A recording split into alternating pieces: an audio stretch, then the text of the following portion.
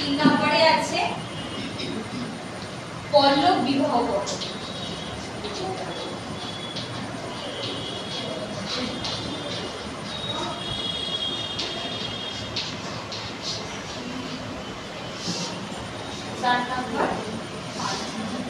4 নম্বরে হবে বৃহৎ জাতক আর 5 নম্বরে লঘু জাতক।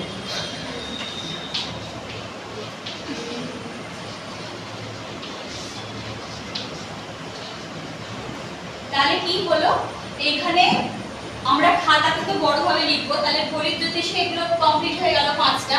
তারপর গণিত জ্যোতিষের ভাগ, তারপর আবার এদিকে বৃহৎ সংহিতার ভাগ, এরকম করে লিখতে হবে। ঠিক আছে, এরকম করে যদি ছকটা করে নিস তাহলে থার্ড সেমিস্টারে তো শর্ট কোশ্চেন, পরীক্ষার আগের দিন যদি ছকটা একটুখানি দেখে নেওয়া যায় পাতা উল্টে উল্টে, তাহলে জিনিসটা হলো ভালো মনে থাকবে এই নোটসের থেকে। নোটসটা তো লিখবি, তারপরে এই ছকটা হলো হোমওয়ার্ক। পরের দিন আমি দেখবো প্রত্যেকটার ছক করে, শুধু এইটার নয়, আরো আগে যে নোটস